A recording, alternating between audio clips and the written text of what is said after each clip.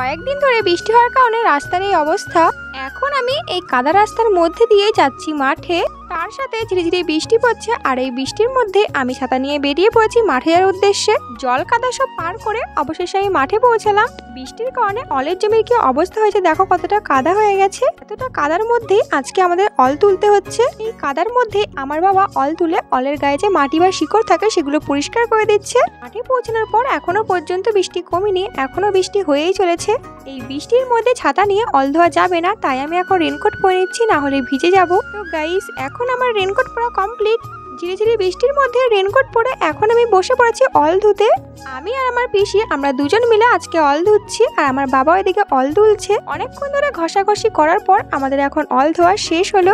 All ধোয়া শেষ করে এরপর অলগুলোকে এখন আমি ব্যাগের মধ্যে লোড করে নিচ্ছি। ব্যাগের মধ্যে লোড করে নিয়ে মাথায় করে নিয়ে যাচ্ছি এখন আমি রাস্তায়।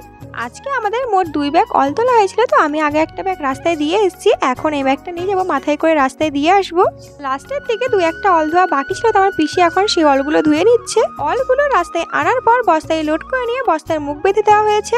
আজকের মতো আমাদের অল তুলে ধোয়া হয়ে গেছে। তো ভিডিওটা এই পর্যন্তই, দেখা হবে নতুন কোনো ভিডিওর সাথে, ততক্ষণ টাটা।